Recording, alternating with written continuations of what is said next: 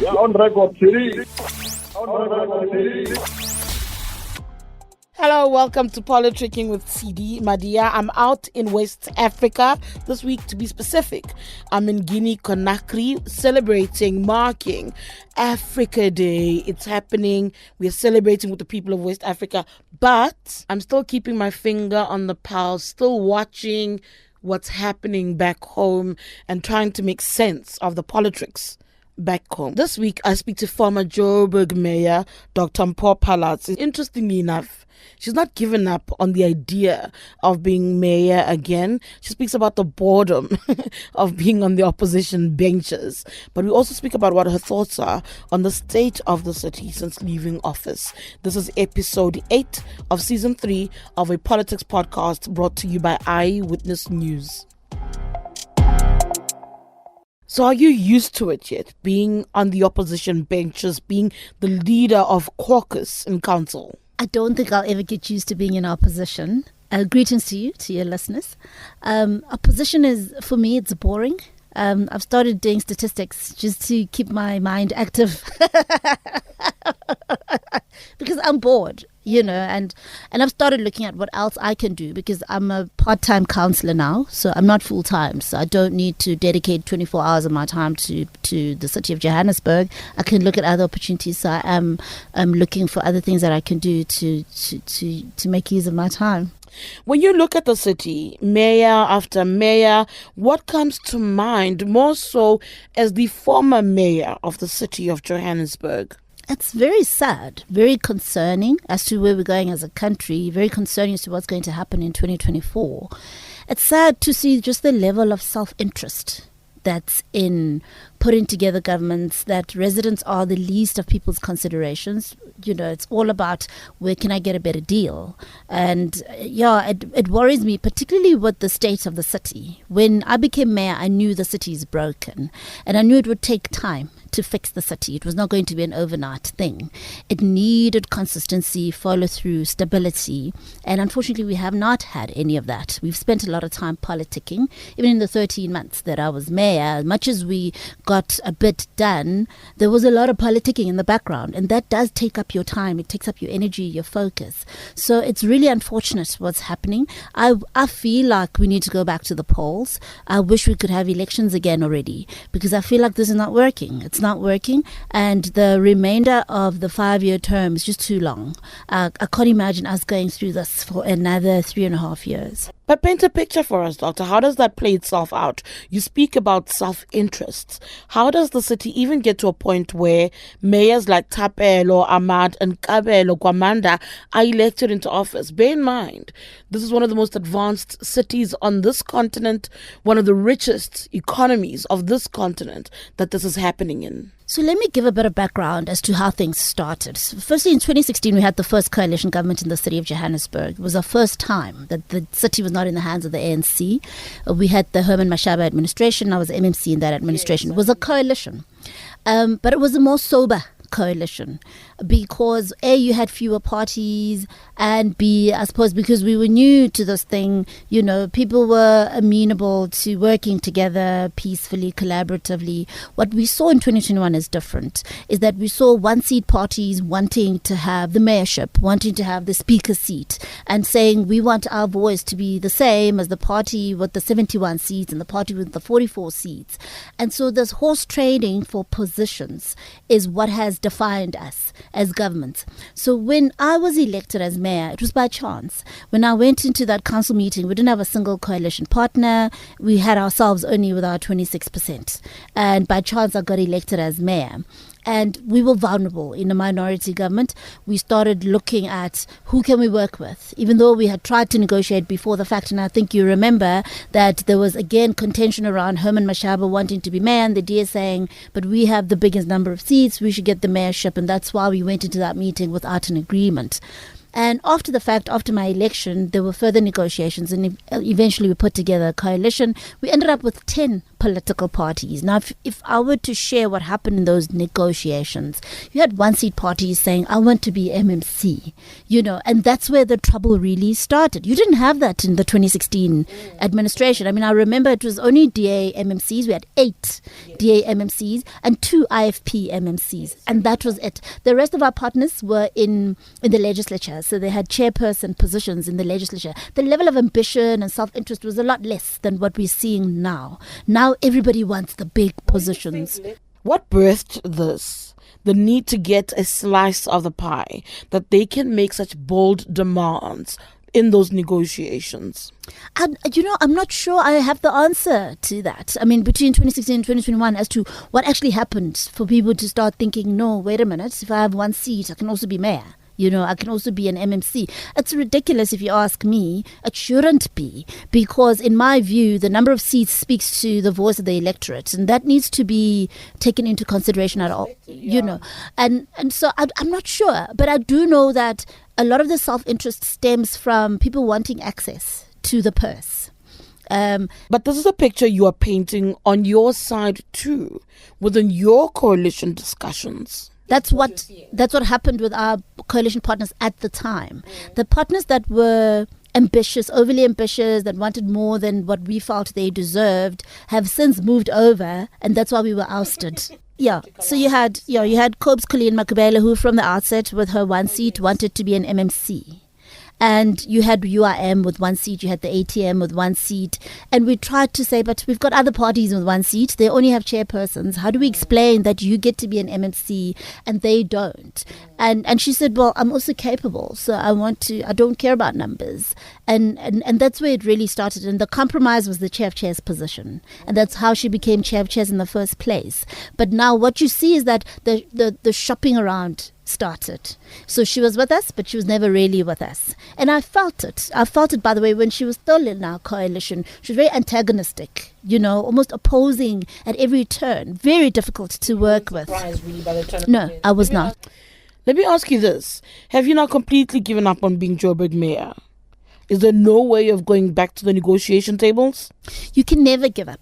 You can never give up if you are still in the city, and I'm still in the city. I still get calls daily about service delivery challenges. I get calls by city departments asking me to intervene, help them with electricity, contact Eskom on their behalf. Yet there's a mayor and a whole administration. So that is still happening. There is no way, and I have no authority now. If I call Eskom on behalf of a city department, they can't give me feedback. They need to speak to the customer, and I'm just an opposition councillor. So my hands are tied, and it makes work difficult. So of course you would want to be in a position where you can help easily. I get calls about corruption. There's matters now at the City Parks and Zoo that I'm dealing with, corruption allegations. So that is still happening. And for as long as you're still in the environment, you can never give up on being at the helm, because you can see how much is going wrong, how much of neglect is happening, and that when you were there, you were paying attention, you were responsive, and you would want to do that. But what I haven't done is I've not invested myself emotionally. So for instance, with the last election, I went in with no expectation whatsoever. So when I didn't get elected, I was not crushed, I was not disappointed, and I was very intentional about not investing emotionally, because So you made a run of becoming DA federal leader. It didn't go your way. Are you still eyeing serving the DA differently? You are now in council. You say you're bored in council. Are you not considering Gauteng's leadership? I mean, that position is up for grabs. We are going to elections where Gauteng, residents specifically, the Gautengers, are searching for a premier. I've not decided to do that. There are people who have approached me to ask me to consider putting my hand up for Gauteng leader, for premier candidate.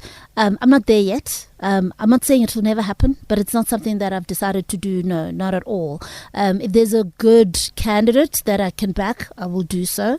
I'm not too invested. I have my own sentiments about provinces.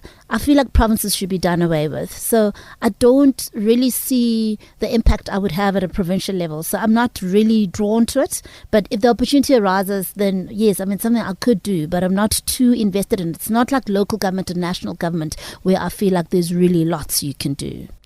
I agree to a degree, but they tried to build the combi courts. Remember those combination courts that were netball and soccer in Soweto, but they got into trouble. So I don't know, but I do get what you're saying about the role of provincial government. I want to talk to you about the Joburg administration. You've got Mayor Kabelo Gwamanda, who I know you take extreme exception to.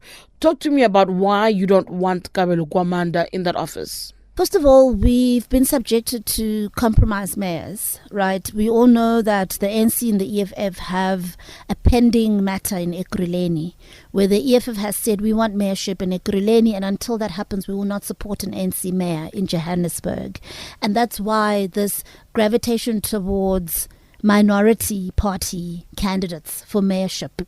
Now, if you've got strong candidates within the minorities, firstly, they're minorities because they don't have many people. So you don't have a big enough pool to source quality candidates from. So we had Thapelo Ahmad from Al Jamaa, who was already a compromise candidate. It was just a matter of time before everybody agreed, and the PA was first to say, we think we made a mistake.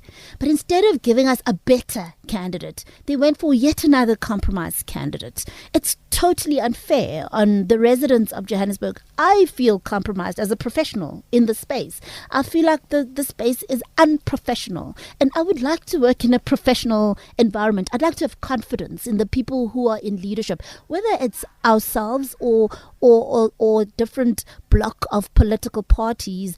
I would like to feel like I'm in a professional environment with people who are competent, and I've got something to oppose, that there's substance to my opposition work. I don't want to be dealing with a person's history of allegedly scamming people in a township, in a poor community in Soweto. I don't want to be dealing with that. I don't want to be dealing with the fact that this person may not have a matric. I don't want to be dealing with the fact that their party leader had never seen their CV and they didn't bother to do a proper vetting process. We don't deserve that, and we don't have time for that. We've got real challenges on the ground, and they need our focus.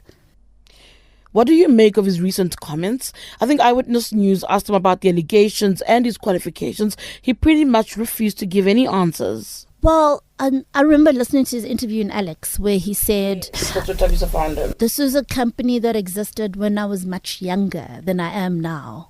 And I'm sorry, you may have been younger, but you were an adult. You've not paid back the money if really that scheme existed, and you received money from those ladies that I met with personally who showed me evidence that they paid money into this account. You've not done time for the crime that you committed, if indeed you committed a crime and you were running a Ponzi scheme that's illegal. So we cannot just kick it under the carpet on grounds that you were younger than you are now, when you were of age and you understood exactly what you were doing. It's unacceptable. A case has been opened, and I hope that law enforcement will do their job. How do you reconcile that when your leader is John Smit? That's the man at the helm of your party who's seemingly in the same exact boat as Kabelo Gwamanda. My understanding is that John has a matric. That's my understanding. And that's the first difference. I would have preferred for John to have studied further. Personally, I would have preferred that. I believe in education, and that's why I've studied every chance I got. When I didn't study, it's because I didn't have time, or the circumstances did not allow. And as the Democratic Alliance, we are a meritocratic organization. We carry ourselves that way, and that's why we run our processes, recruitment processes, whether it's for councillors, whether it's for mayors, premiers, we run them that way. And I believe that we need to showcase it, even in our leadership. So yes, personally, I would have preferred for him to even do short courses. For me, it would make me feel better. But I wouldn't compare him to Kabelo Gwamanda. Definitely not. If you look at John's progression in the political space, starting as a councillor, becoming a caucus leader at a local level, becoming a provincial leader, and growing through the ranks, going into parliament. He's been there for years. He served as whip of parliament. I believe that what he didn't learn through formal study, he picked up through experience, and that's the fundamental difference. Here, Kabelo Gwamanda was not a councillor before 2021. He's new to our council. And if you look at his CV, there's nothing that says he's got the experience. He's never worked in public service, nothing like that. So it's really irresponsible what the NC and the EFF did and their minority party partners, and I hope the voters are watching. And then you have MMCs like Kunene. His recent stunt in the Joburg CBD, I heard that was initially meant to be an eviction, but it didn't turn out to be. But we all saw those videos and how people were being treated in those abandoned buildings. I saw that as a pure publicity stunt. What I saw is that he saw an opportunity. The PA has been trying to get the mayorship. You heard Gayton, when he decided they don't support Thapelo Amad anymore, he was quick to put his name forward as a potential mayoral candidate. And in some of the talks, even with the DA, Kenny Kunene's name was also put forward. So the PA wants mayorship. And he probably just saw an opportunity to showcase what he can do as mayor. But all he was interested in my view, is publicity, because surely he knew what he was doing was illegal. But what should happen to those buildings in the inner city? I supported the program that we ran under Herman Mashaba, and we continued with that program. You have to do things legally. You can't cut corners. Our biggest challenge in the inner city is that our buildings are hijacked, and most of the people in those buildings are undocumented migrants. I had started conversations with Minister Motsoaledi to talk about beefing up capacity in the city of Johannesburg. Immigration was very thinly capacitated in the city, and so they were not able to keep up with the raids we wanted to conduct at the rate we wanted them done because of the number of buildings we need to address. And in our discussion, we actually agreed on various work streams, and hijacked buildings was one of those work streams, and they were going to ensure that we have adequate resources because we were going to be driving this jointly. That was the first thing. The second thing is temporary emergency accommodation. The law dictates that if you're going to evict people, you must provide temporary emergency accommodation. I was listening to Councillor Kunene's interview, and he was talking about the MMC for Health and Social Development. He doesn't even understand who's responsible for that in the city. The housing department must ensure that temporary emergency accommodation is available. But when you have a Home Affairs or immigration that is assisting you, that significantly reduces that demand, because the number of people that you are dealing with that you need to accommodate will go down significantly when immigration does their job as well, because the vast majority of the people are undocumented migrants. And that is how systematically we were beginning to work on the problem.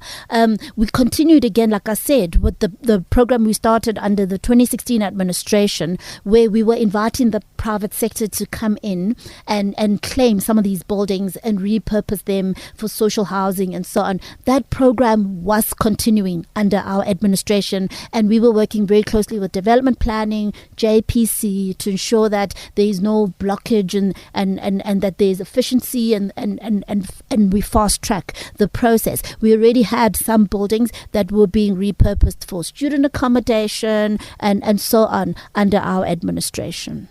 I am winding down now. Earlier you said you'll never give up. Can you go back, though, to the negotiation tables with the likes of COPE, with Colleen, with the Patriotic Alliance? You say they've shown what they want from these talks and out of Joburg, and that's about self-interest. Can you talk to them again? The DA's relationship with COPE is a healthy one. In fact, after Colleen facilitated our ousting, we continued to negotiate with COPE.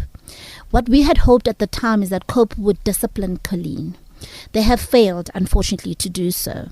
If there is any chance of COPE deploying a different candidate in the city of Johannesburg, definitely they would still be a part of us, and we would have that appetite to talk to them, because our problem was not with COPE. It was with an individual who was disingenuous and backstabbed us, so to speak.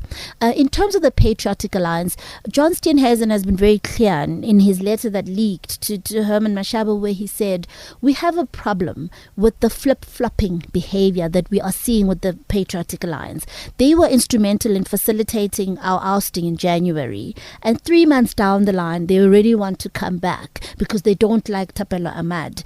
What's to say that they will not do that 3 months down the line again? And how will that work for stability in the city? And all that the DA was asking is, can the PA pick a side once and for all at a national level, we work together. We've got that relationship with the IFP, where in KZN, the DA is able to say, in this by-election, we will not contest, we will support the IFP contesting. That relationship, we know. Even in the city of Johannesburg, I know that the IFP will not go behind our backs and go and work with other parties, because the relationship is cemented by a national relationship. There's so much at stake. And the PA simply does not want to commit to that kind of framework, and it gives them the leeway to do this flip-flopping. And the DA doesn't want to govern if we cannot promise our residents that we will be able to follow through on our promise and the delivery of service. When you dropped a video with your husband, I think you were singing. We were driving to the by-election campaign. Ah, yes, you were not singing. What were people's reaction? Well, I'm bringing him in. So what's happening between me and Brutus is a bit of a shock to the system. But there are people who are doing it behind closed doors. And I'm rubbing it in their faces, because I'm saying, if we are a liberal party, let's be truly liberal. Stop hiding. If you love somebody from a different political party, love them openly, and there's nothing wrong with loving somebody from a different political party. If you look at the number of parties we have in South Africa now, what are the chances that all of us in the DA are going to fall in love with somebody in the DA? There's nobody in the DA that grabs me, and I'm not going to be lonely because I'm so desperate to be with someone in the DA when I found my soulmate in ActionSA. ActionSA is not too different from the DA ideologically.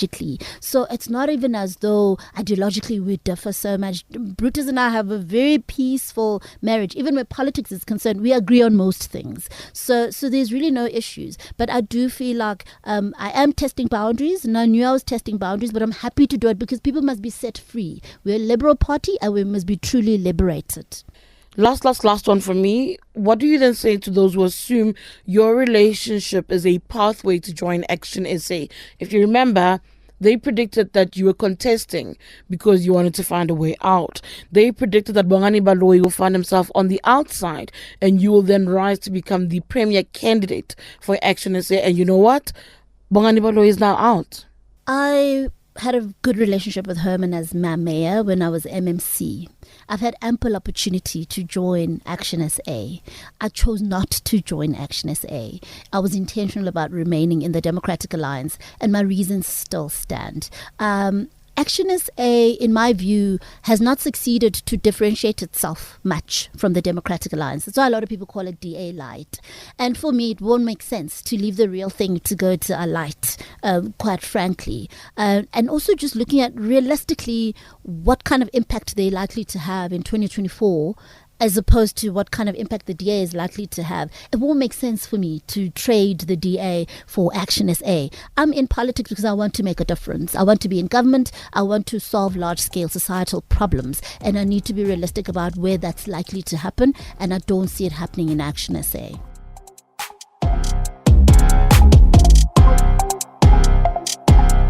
All right, that's it from Dr. Mpho Phalatse. Thank you for joining me in studio.